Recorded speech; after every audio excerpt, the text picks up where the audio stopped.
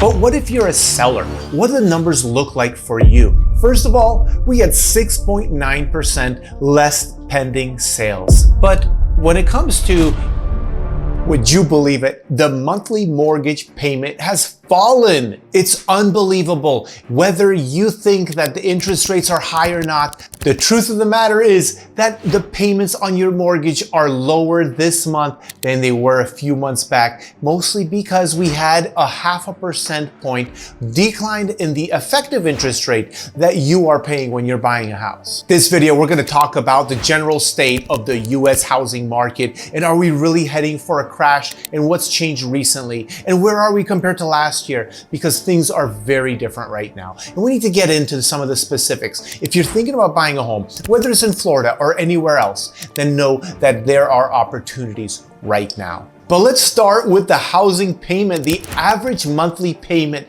that people are paying right now. You know, last month, the average was $2,739 a month, and right now it is down to $2,575. Now that is great news, and you may be wondering, wait, how does this happen? And the reality is that interest rates went down for buyers by about 0.5 percentage point. Now, that is only from the recent news. But what actually happened is that they are up from last year. They are up 13%.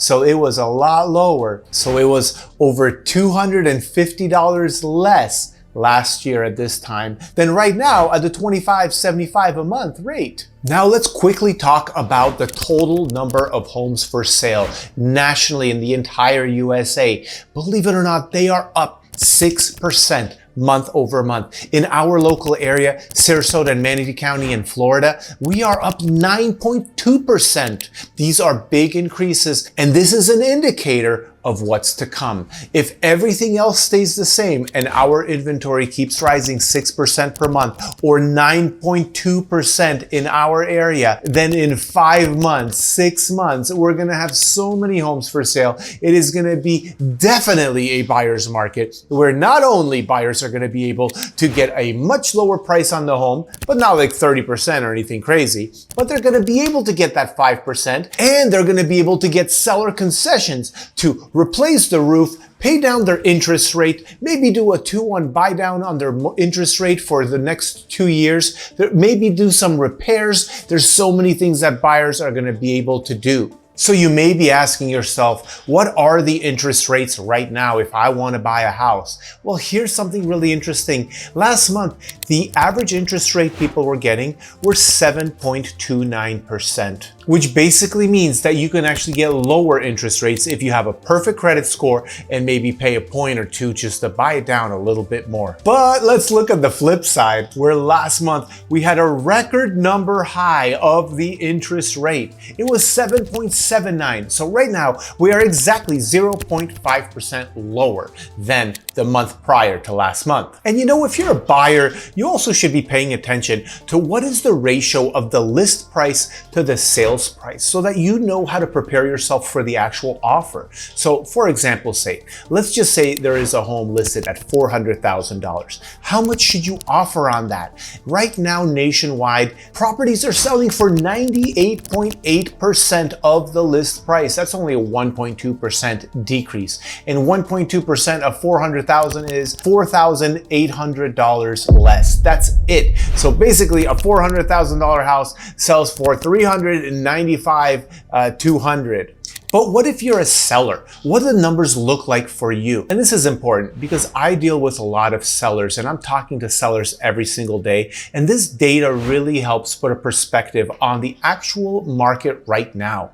First of all, we had 6.9% less pending sales. Hey, by the way, you want to look at properties for sale in the Sarasota area where we have Siesta Key, Longboat Key, Lido Key, beautiful islands, then please click the link below and you can just go on the website and start searching. This is not really good if you're a seller. That means you have a lower chance of going under contract because statistically, less homes are going under contract. The next thing is that we have a 4.2 months of supply. What does this mean? Basically, it means that if all home listings stop hitting the market and we just worked with our existing inventory, how long would it take for all the buyers to to buy those up, and that's 4.2 months. Now, a healthy equilibrium is 5.5 to 6 months. So because we are under that number, this is officially a seller's market, but go talk to sellers and none of them are gonna say it feels like a seller's market. Now, 2 years ago, it surely felt like one because it was one. We had less than like 2 weeks worth of inventory. It was crazy. But right now we are going up, up, and up with our inventory, and therefore the buyers have a lot more negotiation power. So if you're a seller, keep in mind that you're probably going to get negotiated. And I do see clients all the time wanting to lowball like 30% on properties. They see it's been listed for 100 days on the market, and they think that that justifies a huge 20% decline or lower price to offer. Well, it doesn't. This is not how we like to do things. If you want to make a really lowball offer, you have to find people that have been expired 2 or 3 times and they've lowered their price and they are still a little overpriced. And also as a seller, you have to know how long is your house going to sit on the market. Nationally, right now, the average is 35 days. So if you list today, in 35 days, if you're priced right, you will be under contract. That doesn't mean you have the money and you're sold. That just means you finally got an offer that got accepted.